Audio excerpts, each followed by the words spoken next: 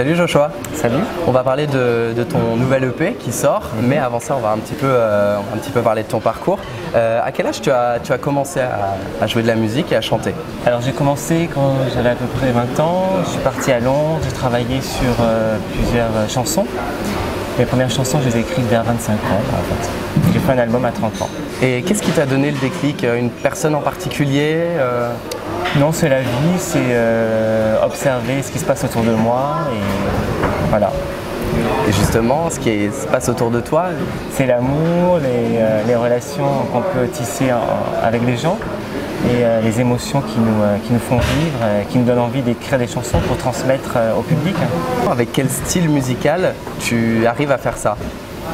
Alors, je suis d'abord pianiste, j'ai commencé par le piano. Ensuite, j'ai écrit des chansons en piano-voix et puis progressivement, je me suis entouré de musiciens issus de la scène française. Je dirais que je suis plutôt issu de la chanson française de qualité, comme Véronique Sanson, Michel Berger, France Gall, Barbara, William Scheller. Mais très vite, j'ai voulu évoluer vers l'électro-acoustique comme Stromae ou Peter Peter. Il y a un nouvel EP qui sort, un mini-album qui s'appelle Transforme-moi. C'est toi qui l'as écrit, cet EP? Oui, j'ai écrit 8 titres dans cet album, donc ça fait à peu près 6 mois que je suis sur cet album. Donc j'ai écrit texte et musique et j'ai demandé à Gilles Clément d'arranger plutôt dans une version électro-acoustique.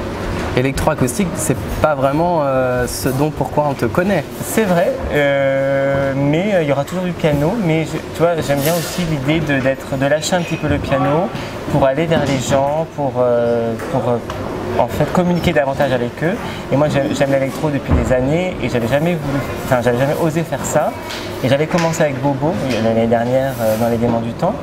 Et j'ai voulu aller plus loin le style électro quoi. Transforme-moi, transforme-moi, enveloppe-moi, enveloppe-moi, déshabille-moi, déshabille-moi, je me suis préparé 100 fois, c'est vrai, sans loi s'il te plaît. Transforme-moi, transforme-moi, enveloppe-moi, enveloppe-moi, déshabille-moi, déshabille-moi, je me suis préparé 100 fois, c'est vrai. Il y a eu 3 albums avant, et qu'est-ce qu'on peut retrouver dans ce 4e qui est similaire, qui pourrait être similaire aux 3 derniers? Déjà la patte de mon écriture, poétique, romantique, et aussi la façon de dire les choses avec sincérité et avec vérité. Et puis c'est toujours Joshua Lawrence, c'est pas parce qu'on change de style musical qu'on n'est plus le même personnage, c'est toujours la même personne. Je dis toujours les mêmes choses au fond autour de l'amour, des relations compliquées entre les personnes, et aussi l'idée c'est de se dire qu'on se laisse transformer par l'amour, par la musique, et de profiter de chaque instant comme en fait le chagrin, mais aussi la joie. Dans cette EP, donc quatrième album, il y a un titre qui s'appelle Transforme-moi, on en parlait tout à l'heure. Qu'est-ce qu'elle raconte cette chanson? Je crois qu'elle a une très grande signification. Oui, ouais. Dans cette chanson en fait je raconte l'histoire d'un homme qui se laisse séduire par un couple et qui se laisse transformer par ce couple-là, parce qu'on ne sait pas s'il va être la femme ou s'il va être l'homme, mais en tout cas il est fasciné par un couple.